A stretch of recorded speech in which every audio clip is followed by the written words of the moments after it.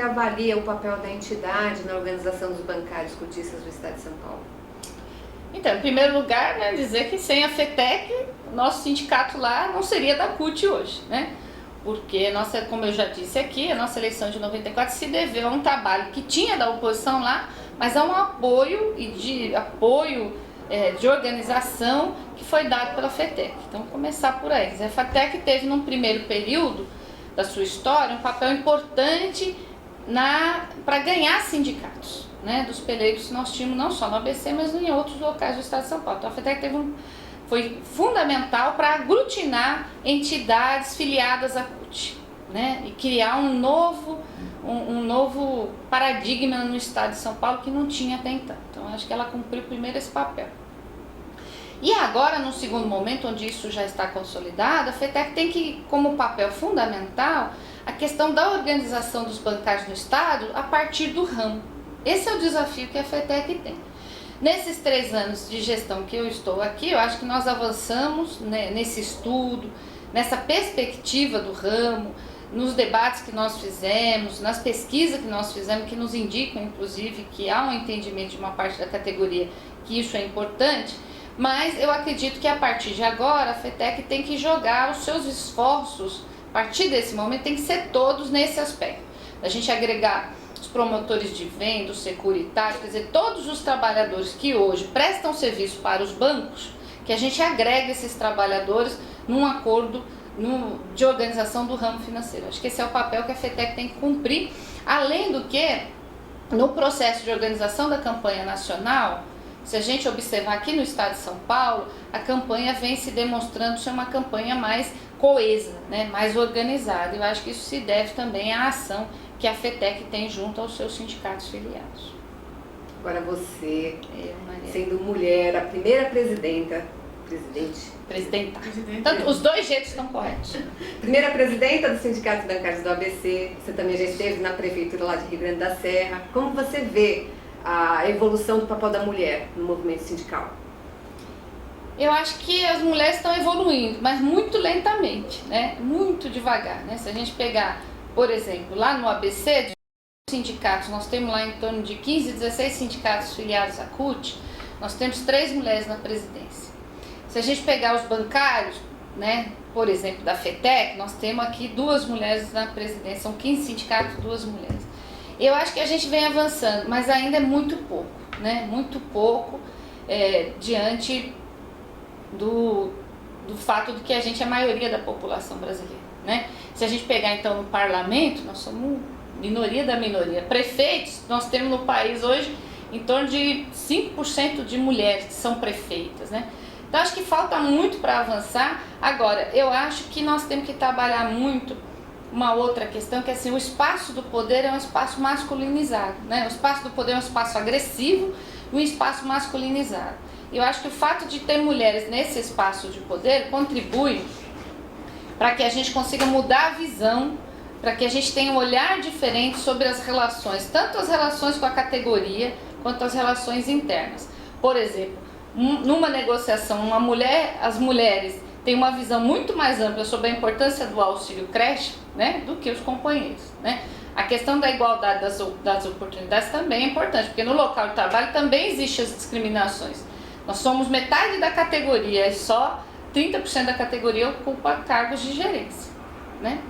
Então, acho que nós temos muito para avançar. Agora, o fato de eu ser mulher e assumir a presidência do sindicato foi interessante, porque a gente percebe que isso é tão pouco ainda, que o destaque que a imprensa deu, o destaque que a categoria deu, eu senti que foi maior do que em anos anteriores, né? Porque isso é novidade, né? Uma mulher no poder é novidade, então isso chama muito a atenção e a gente vai tentar fazer desse mandato um mandato que incentive as mulheres a participar mais, né? E tentar tornar os espaços de poder menos agressivos do que eles são hoje, para que as mulheres venham, porque se o espaço ele não se tornar chamativo para as mulheres, se ele não agregar as mulheres, sabendo que as mulheres têm mais dificuldade que os homens para participar, porque além da participação política, elas acabam culturalmente sendo responsáveis pelos filhos e pela família. Se a gente não tiver o espaço de poder tiver essa visão de que do todo, da participação das pessoas do todo, incluindo que as pessoas têm vida particular, que se a gente não tiver humanizar o espaço de poder, nós vamos continuar com dificuldade na participação das mulheres.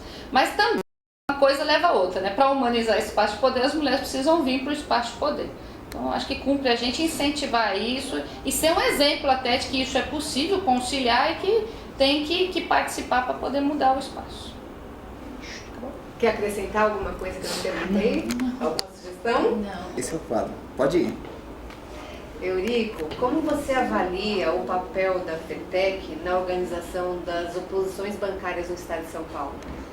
Bom, eu acredito que a FETEC tem um papel fundamental na medida que ela vai para outras regiões onde a CUT não tem atuação e os bancários desconhecem a política democrática que os sindicatos cutistas adotam, e a FETEC começa a fazer uma formação nesses bancários, passando para eles os princípios que nós defendemos ao longo da história. E aí todas as vezes que a FETEC vai para esses espaços, ou se ganha a eleição, muda a postura do sindicato enquanto agente politizador, conscientizador e que implementa a democracia na base, através das visitas dos diretores semanalmente ou diariamente nas agências, ou mesmo que a FETEC não ganhe esses sindicatos, a FETEC deixa na cabeça do bancário uma nova concepção, uma nova formação no que diz respeito ao movimento sindical bancário. Então, assim, todas as regiões onde a FETEC passou, mesmo que a FETEC não tenha ganho as eleições, que é o caso de Sorocaba, que é o caso de Jaú e outros sindicatos onde a FETEC fez uma intervenção de oposição, a FETEC deixou nesta região um sindicato, mesmo que não seja cutista, com uma outra forma de trabalho, porque eles se sentiram pressionados com a postura com que a FETEC atuou naquela região.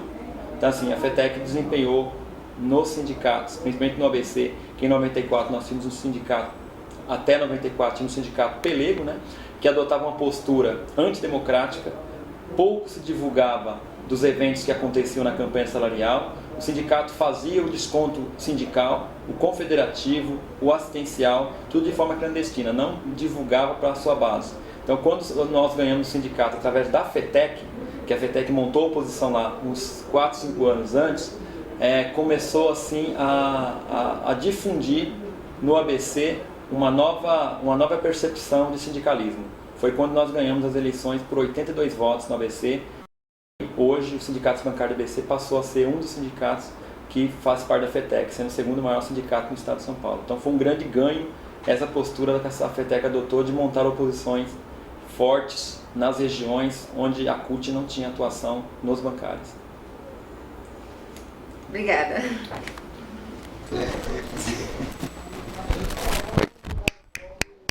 Oi. Oi.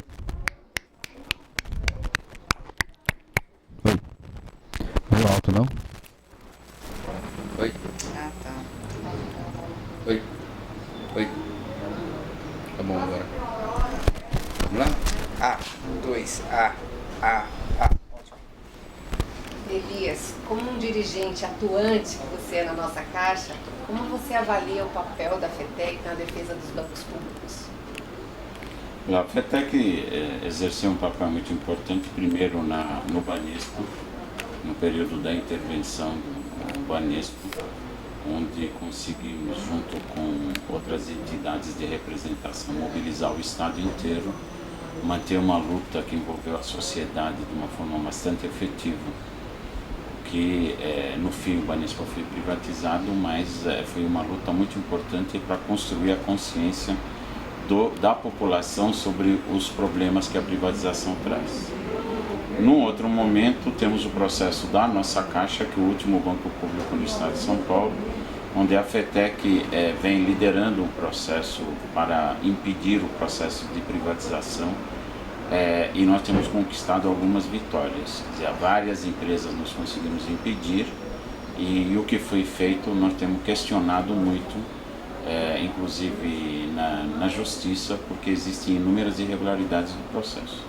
Então a FETEC vem exercendo um papel muito importante na luta contra as privatizações, em defesa do banco público como instrumento de desenvolvimento, de geração de renda, geração de emprego e resolver o problema das desigualdades regionais no estado de São Paulo. Esse é um projeto que a FETEC tem e tem lutado muito fortemente nesse sentido. Obrigada. Era isso. Espalha de cão, espalha, que é pra... Lembra do dia da fundação, Fernando do Comércio? É. Fernando do Comércio, não foi? Quantos? E aí, quando estava fundado, aí o Augusto tinha deixado de ser, nós estávamos tudo no sindicato, o Augusto tinha acabado o mandato do Augusto na Direpa, coisa assim. Aí colocamos o Augusto para ser o presidente. Aí passa essa versão que foi o Augusto. O Augusto nunca fez uma reunião para fundar. Quem fez foi eu e o Gilmar.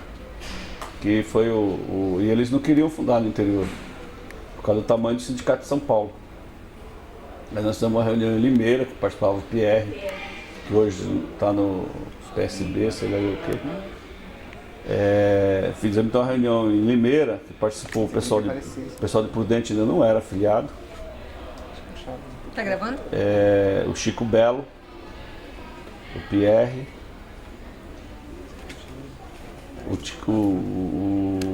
o Tião de Araraquara,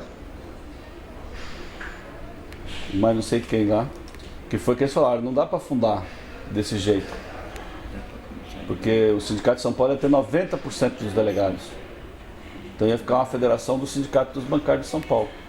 Bacari, só um minutinho, por favor. Será que podemos começar de novo? Eu queria fazer um ajuste aqui que ainda não está legal. Em Limeira, na volta o carro quebrou. O motorista era nós estávamos com o carro o Augusto estava na Direpa ainda, quando nós estávamos discutindo isso.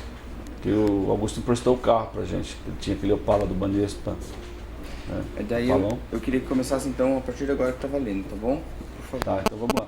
Vocês fazem as perguntas. Não, conta essa história aí, Deixa eu saber o que é.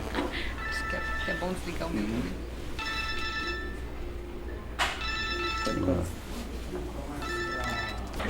Atenção, agora eu tô valendo. Como surgiu a ideia da criação da FETEC?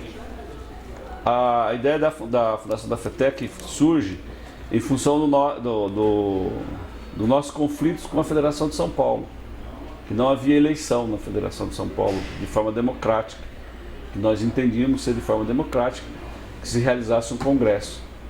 Então, na última, nós havíamos terminantemente recusado a participar da votação de um por um. E naquele período teve uma eleição que nós escrevemos uma nota dizendo que tinha que fazer um congresso, né? Para fazer um congresso que elegesse a direção, que foi inclusive quando o Luizinho, que depois virou deputado e tal, era que escreveu a nota, nós distribuímos e tal. Então a partir daí nós começamos a discutir, porque na nossa opinião, quem mais defendia isso era eu, que cabia na CLT. Que não havia contrapartida nenhuma. Aí fizemos esse debate com o conjunto de sindicatos. Mas os sindicatos do interior eram muito pequenos. O sindicato de São Paulo era muito grande. Então, se fizesse na proporção de delegados, 1 por 1000, por exemplo, nós teríamos 90 delegados, né? Vamos considerar assim, não, 90 não, nós teríamos na época 140 delegados e o interior todo teria 20 delegados. E eles diziam que assim não dava, porque essa é a Federação dos Bancários de São Paulo, não ia ser uma federação. Aí foi que nós tivemos uma reunião em Limeira, onde participou eu e o Gilmar, e nós decidimos então que nós faríamos um acordo, que os sindicatos do interior teriam sempre metade dos delegados do Congresso. E o sindicato de São Paulo teria no máximo até a metade. Poderia ter menos que a metade, mas no máximo até a metade, que é o que vigora até hoje. Que foi que permitiu então criar as bases políticas para que os sindicatos se sentissem mais à vontade. Lógico que com isso depois nós ganhamos outros sindicatos, né, e foi crescendo, mas hoje esse acordo é um acordo que foi colocado no Estatuto e que garante o funcionamento, que é a capital, né, tem 50% dos delegados e o interior tem 50% dos delegados, que era justamente para dar um equilíbrio de debate de posições, porque senão seria muito forte a presença dos sindicatos de São Paulo. Então foi nisso que, nesse conflito com a federação, a vontade de unificar os sindicatos, né? Havia esse debate também no interior da CUT, que tinha se nós devíamos ou não devíamos criar a organização por ramos, né? que esse debate ele é consolidado, né, no Congresso de 88 ele é aberto, se não me engano. Em 88 então se cria o Departamento de Bancários. Então a partir daí nós criamos o Departamento de Bancários de São Paulo, dos bancários do Estado de São Paulo, que quem era responsável era a Tita. Aí nós fomos fazendo um processo de crescimento. Mas então surge de um debate que tem do ponto de vista de que deveria democratizar as estruturas. Agora, aí quando nós fundamos, inclusive fizemos o processo de fundação legal, depois fizemos um congresso de fundação, né, que foi o congresso que aconteceu na Rua do Comércio, mas já estava fundado. E aí nós colocamos então o Augusto Campos de presidente e acho que a Lúcia Matias era a secretária-geral, salvo engano. Era. E que foi então quando começou, aí lógico, sob a nova direção, tal, mas o empenho e o debate político e tal, né, nós que, praticamente eu e o Gilmar, que fazíamos muito esse debate. E de lá para cá, o que você assim pode destacar entre as conquistas e as dificuldades vividas também? Eu acho que uma das coisas mais importantes que tinha é que nós estávamos iniciando um processo de debate da Convenção Nacional, né? Havia um debate de negociação nacional que não estava consolidado ainda, que veio se consolidar em 88, por aí, a negociação, né? Porque até 85 tinha a negociação, ela era nacional, entre aspas, né? Porque ela acontecia a negociação em São Paulo, que participava, tinha um comando que participava junto com o Sindicato de São Paulo, depois ela acontecia no Rio Grande do Sul, que esse comando ia lá para o Rio Grande do Sul, mas o principal porta-voz era o Sindicato de Porto Alegre. E essa mesma negociação acontecia no Recife, aonde ia todo mundo, mas o principal porta-voz era o Sindicato do Recife, porque havia os acordos feitos por estados, né? E havia diferença nesses acordos. Então em 85 se consolida a ideia de que deveríamos fazer negociação nacional, mas ela ainda é regionalizada. A partir de 88, 89 é que ela se consolida enquanto uma negociação nacional que passa a ser feita em Brasília. Acho que é 87, 80. E ela passa não mais a ser feita no Brasil todo, mas passa a ser feita na sede da Contec, em Brasília. Até que com a fundação da FETEC, que foi o elemento que nós com a Contec, foi quando nós quisemos credenciar os delegados, que todas as federações tinham direito a 2 delegados nato.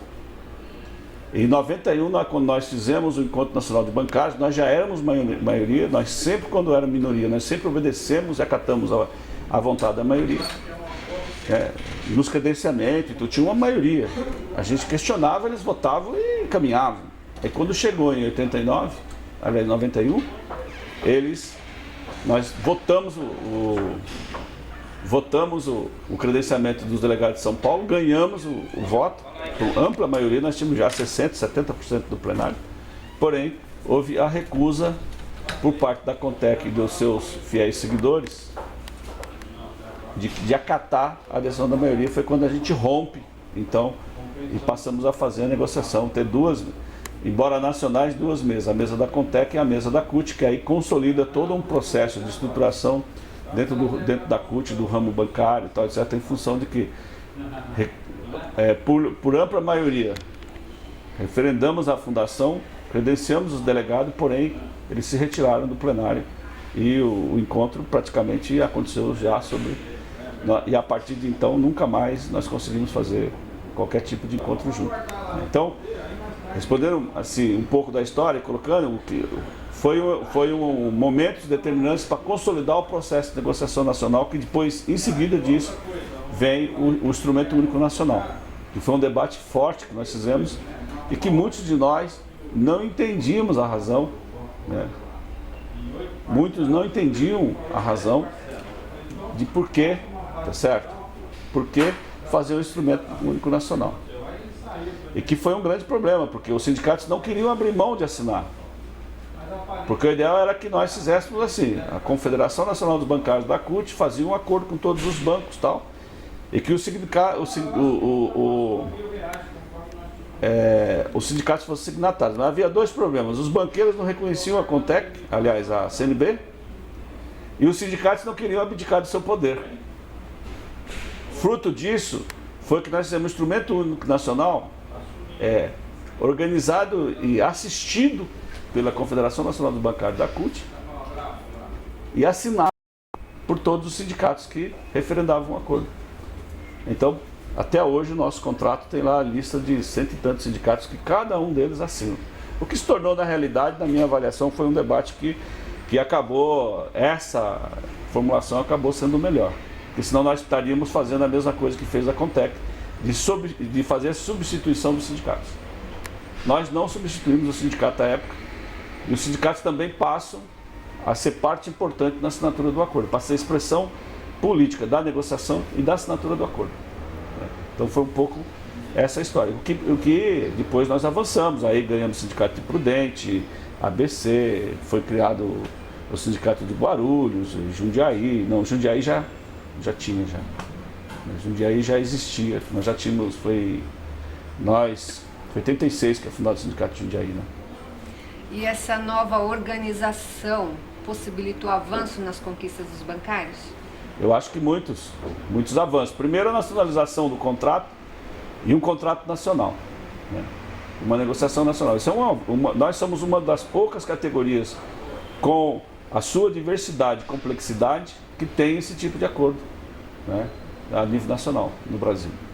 Que tem um acordo nacional, tá certo, abarcando todas as diversidades de região para região. Isso, lógico, traz problemas, principalmente para as grandes metrópoles. Porque quando você nacionaliza também os direitos e os salários, eles tendem a ser melhores e mais produtivos para as regiões com menor densidade populacional, né? E hoje há questionamentos por parte das grandes regiões metropolitanas, mas esse é um problema que, na minha opinião, de difícil solução e que faz parte do histórico e do processo de conquista do Contrato Nacional de Trabalho, que é um caminho que a gente tem que continuar insistindo e aperfeiçoando. Mas foi a construção do ramo, da CUT, a FETEC é uma construção importante, foi muito importante do ponto de vista de ajudar a consolidar esse processo. A criação da FETEC, do DNB, da CNB fazem parte do projeto da CUT, né? De um projeto de esquerda.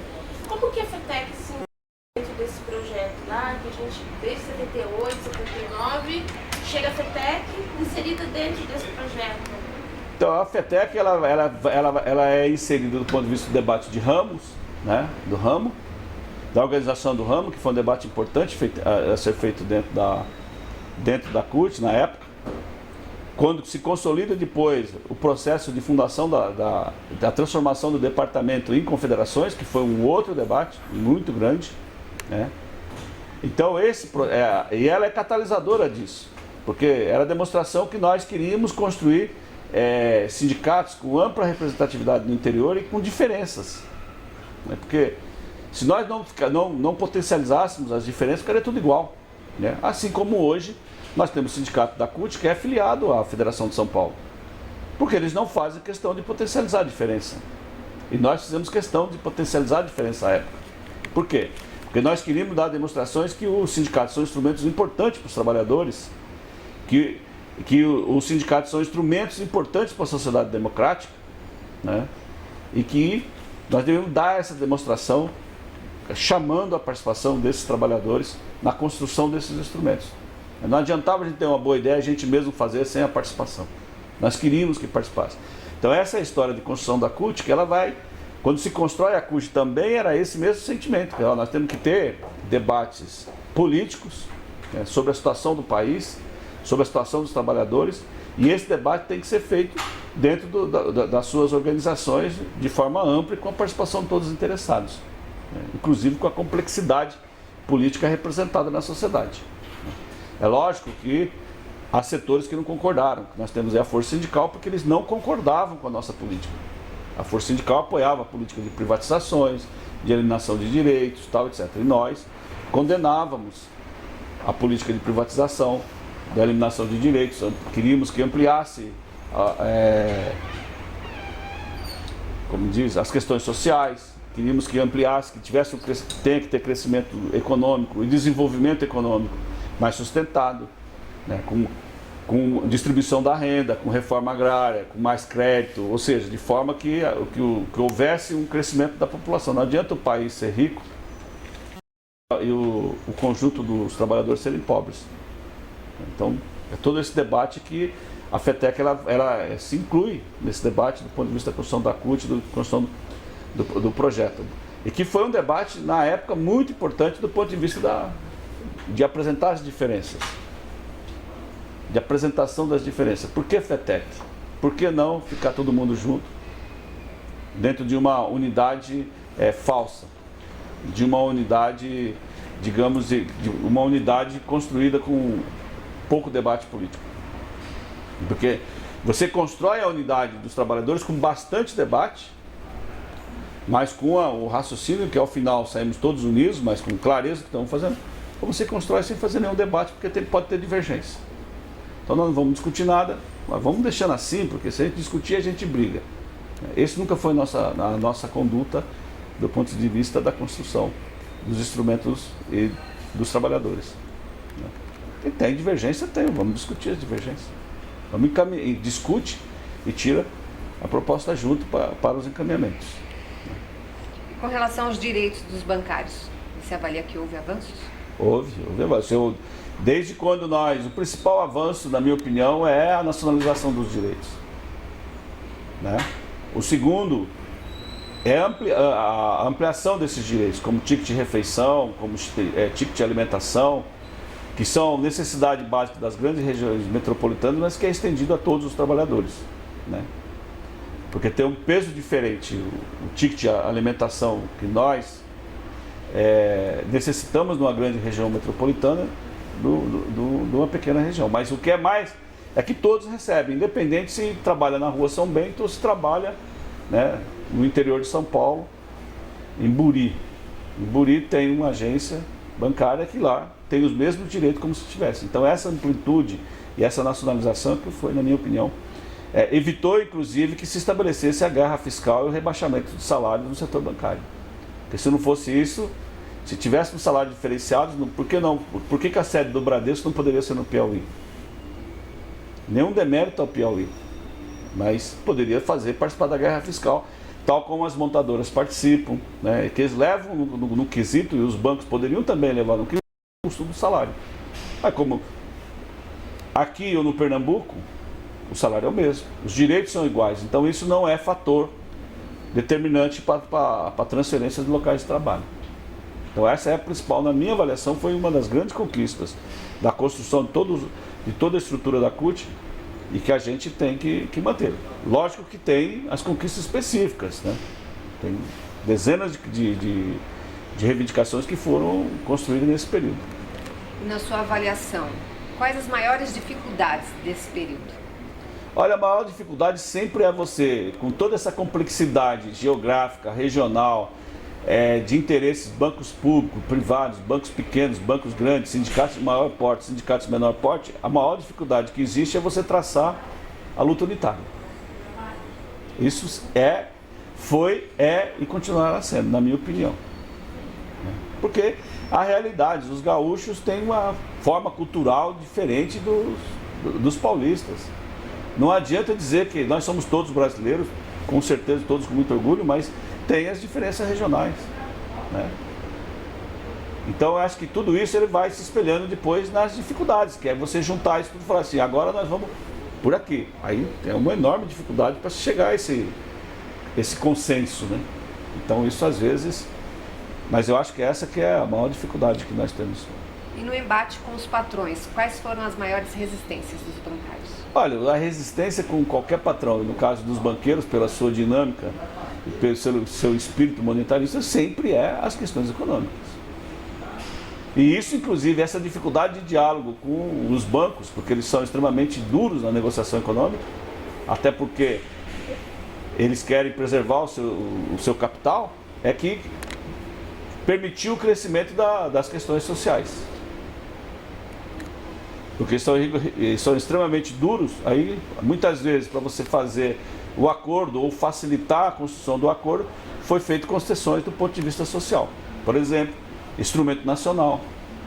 Instrumento único nacional é fruto disso. Ticket de refeição e dezenas de conquistas. Não tem acordo no salário. Então vamos construir algo que possa agregar valor à categoria, agregar valor ao contrato de trabalho. PLR. Nós somos uma das únicas, não vou falar que é a única, porque não tenho conhecimento, pode ter alguma outra, que tem um PLR com regras definidas e com participação e com regra nacional. E que efetivamente se pratica, se vigia e que todo o setor se pratica. Sempre para mais, nunca para menos do que tem o acordo nacional. Recentemente, até os bancos públicos federais também se enquadram dentro da lógica que tem que ser, no mínimo, o que está sendo dito pela federação, pelo acordo dos bancários. Agora, lógico, pode ser mais. Ninguém quer que aquilo lá seja o patamar máximo, aquilo é o mínimo, pode ser mais. E o que você diria sobre a resistência dos bancários contra as demissões, as privatizações? Olha, o processo de demissão, durante a década de 70, houve um crescimento em função da política inflacionária, do governo ter feito uma política com alta inflação, do inchaço dos bancos. Os bancos eles tinham parte da sua rentabilidade no giro do dinheiro, então eles faziam absolutamente de tudo. E esse processo, quando a partir de 1985, que é o primeiro grande conflito com isso, vem uma política de baixar juros, uma política de eliminar essa quantidade enorme de serviços que era prestado nos bancos, e começa então o conflito com as demissões, aonde nós caímos de 1,5 milhão de bancários para 900 mil, que na época foi uma luta importante, um grande debate, uma grande mobilização para evitar as demissões. E depois disso veio também teve o perfil da mudança, teve o perfil também tecnológico. E aonde foi um perfil tecnológico que a população participou. Todas as mudanças foram feitas com a participação da população. Por quê? Porque os terminais de acesso direto, tudo isso, o depósito, o saque, o cartão, os terminais, etc. Isso fez parte do aperfeiçoamento tecnológico. Isso também diminuiu o número de bancários. E o grande debate que nós fazíamos primeiro, nós temos que garantir o emprego dos trabalhadores bancários. E temos que garantir que esses ganhos feitos com a tecnologia sejam também partilhados com o patrimônio, no patrimônio do trabalhador bancário. E com isso, tá certo, se travou longamente esse debate das mudanças, etc. Agora, com a participação, porque é diferente da indústria. O jeito que a sociedade compra carro, hoje está um pouco mais avançado já. Pode comprar carro pela internet, mas normalmente você compra carro, você vai até a concessionária, faz 50 anos que você vai até a concessionária, senta e fala assim, eu gostaria de ver um carro novo. A Cidinha, que é funcionária da nossa caixa, ganha muito bem, normalmente ela compra carro novo todo ano. Então, ela vai lá e fala, eu quero comprar um carro novo. Ela já escolheu a agência, é lógico que ela quer comprar um carro novo, Mercedes. Vai lá, tá podendo, hein? E a partir daí, ele tem um contato com o vendedor que... Mas as mudanças tecnológicas a partir do vendedor para lá foram profundas, mas só que não houve uma participação da sociedade. Nos bancos já não. Houve essa participação que foi, inclusive, que culturalmente ajuda e aperfeiçoa, inclusive para o sistema como que é essa campanha que tem da inclusão digital. Porque desde pequeno as pessoas operam um banco, cartão, digita a senha, vê o computador, então isso de certa forma influencia toda a sociedade. Mas foi responsável pelo corte. Lógico, teve resistência e continua tendo resistência do sindicato. A política de privatização é o mesmo caminho. Houve um momento de fazer privatizar principalmente os bancos estaduais, porque o governo da época dizia que esses bancos eram ineficientes e ajudavam a causar o déficit público. Nós divergimos disso, nós divergimos que os bancos eram responsáveis pelo déficit, mas que eram as políticas traçadas pelos governos. e com as suas políticas de pouca transparência. Nós queríamos que os bancos tivessem a participação da sociedade. É lógico que foi vencedor o debate da privatização, né? E que o governo Fernando Henrique, diga-se de passagem, mudou o Banco do Brasil em determinado período para privatizar o banco. Tirou o DO, ficou Banco Brasil, porque ele tinha interesse em privatizar. Depois, graças à repercussão montada pelos sindicatos, o DO foi recolocado na marca do banco, né? Então ficou Banco do Brasil, quer dizer, porque é para ter claro que é um banco do Brasil, não é Banco Brasil. Mas, porque nós entendíamos e defendemos toda uma estrutura dos bancos públicos, mas também nós defendíamos uma estrutura do sistema financeiro com maior transparência, porque não basta ser público e ter a mesma prática de um banco privado. Não, é preciso que o sistema seja transparente, com fiscalização das autoridades competentes e com fiscalização dos representantes da sociedade, né, que acompanhasse. Nós queríamos isso, né? Evidentemente que nós não conseguimos. Foram feitas privatizações, hoje nós temos poucos bancos estaduais que são públicos e alguns que estão em processo de privatização e há interesse por parte dos governos de privatizar. Por exemplo, se o PSDB vence as eleições no Rio Grande do Sul, eu acho que os companheiros que estão no Banrisul vão ter transtornos, né? Assim como nós vamos continuar a ter transtorno na Caixa Econômica, na Caixa Econômica Estadual, aqui em São Paulo, né? Porque é um banco importante, grande, e que a sanha deles, no sentido de fazer a privatização para oferir vantagens ao Estado e ao patrimônio das pessoas, é muito grande, né? E nós temos, depois desse, nós temos Banestes, no Espírito Santo, temos o Banco Estado de Sergipe, e creio que o Banco Estado do Pará, e o Brasília, mas são estados que têm a influência de governos que foram influenciados na época por governos que não concordavam com a política de sucateamento e de acabar com o patrimônio público, né, do povo dessas regiões. Então foi o que salvou. O que foi para você a luta de 6 anos contra a privatização do Banespa? Olha, eu acho que a luta contra a privatização do Banespa foi uma das lutas mais importantes que nós tivemos na sociedade brasileira. Porque nós ganhamos o aspecto social, nós ganhamos o debate político, né? Porque nós iniciamos o processo com a população apoiando a privatização, e quando o banco é privatizado, nós tínhamos 70% da população que era contrário à privatização do banco. Mas foi uma luta dura, construída com a participação dos movimentos, prefeitos, deputados, sindicatos, grandes mobilizações, etc. E que inclusive já havia uma carta do Mário Covas dizendo que, para vencer as eleições, assumindo compromissos que não privatizaria o Banespa, mas nem mesmo isso permitiu que nós fôssemos vitoriosos, porque era uma exigência do Fundo Monetário Internacional. Estava escrito nas cartas de intenção do Fundo Monetário Internacional a privatização do Banespa, né? E o governo Fernando Henrique foi um governo que todos nós sabemos e conhecemos, se submeteu às regras dos interesses dos países industrializados. E está aí, hoje nós temos o Banespa, um banco que continua dando lucro rentável, sobre controle do capital espanhol. Ou seja, a riqueza que poderia estar sendo agregada à nossa região, à nossa realidade, está enriquecendo os espanhóis e a sociedade espanhola. Isso chama-se transferência líquida de renda.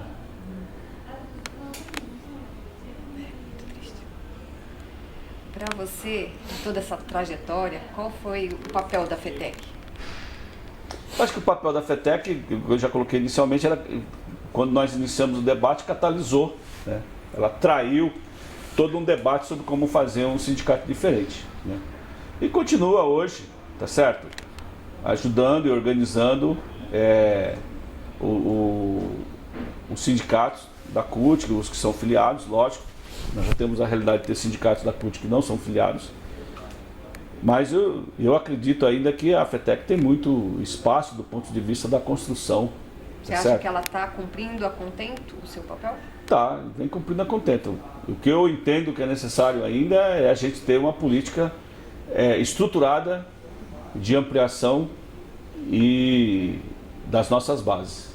Mas tem que ser uma política estruturada de longo prazo. Não adianta ficar 15 dias discutindo o tema e abandonar. Tem que fazer uma política. O que nós queremos? Qual é o nosso perfil? O que nós queremos? Quais são os nossos objetivos? aonde é que nós vamos investir do ponto de vista do crescimento. Não fazer políticas de curto prazo, você gasta esse dinheiro, tempo e não tem grandes avanços. Uma das políticas que a gente está discutindo é a construção do ramo, né? Do ramo financeiro. E você mesmo falou que nós éramos mais de 1 milhão de bancários, hoje nós somos 300, quase 400 mil. O que você pensa a respeito disso, dessa construção do ramo? Olha, eu tenho defendido muito que nós deveríamos construir o ramo mais, nós deveríamos construir sindicatos mais fortes, né? Porque nós temos muitos sindicatos pequenos, nós devemos juntar esses sindicatos, dar maior expressão política, maior capacidade, maior viabilidade política, de presença nas regiões, tal, etc. É um debate difícil, né? Tanto que quando se fez debate dentro da CNB, da construção do Sindicato Nacional, eu defendia que fosse, que nós utilizássemos o método construtivo, né? Fôssemos avançando, não de fazer a deliberação e já, né? Nós tínhamos que ir convencendo. Eu continuo achando que nós temos que ir convencendo no sentido de construir instrumentos mais fortes e juntando com todos aqueles setores que fazem coisas iguais ou muito parecidas conosco. E uma das coisas que eu, por exemplo, acho que nós devemos ter uma proximidade maior é com os trabalhadores de cartão de crédito, por exemplo. Quem são os trabalhadores de cartão de crédito?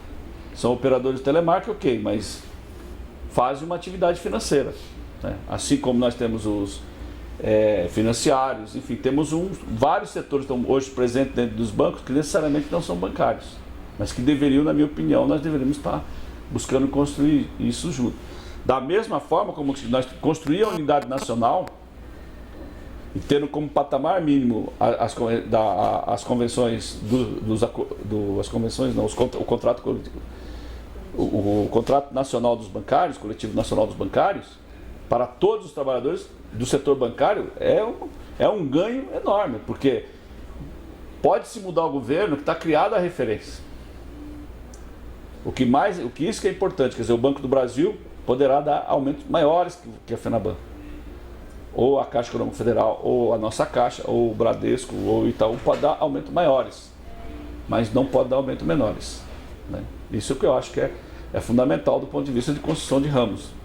Você vai construindo um conjunto de políticas que vão moldando, vão aperfeiçoando o debate colocado na sociedade como um todo, né? E tem os ramos afins que nós temos que ir avançando neles, né? Cartão de crédito, financiários, promotores, enfim, tem toda uma gama hoje o mesmo debate que nós temos, que é uma complicação, que é o correspondente bancário, né? Essa é uma complicação que nós deveríamos tratar desse assunto. Mas, e digo mais cedo ou mais tarde nós vamos ter que tratar desse assunto.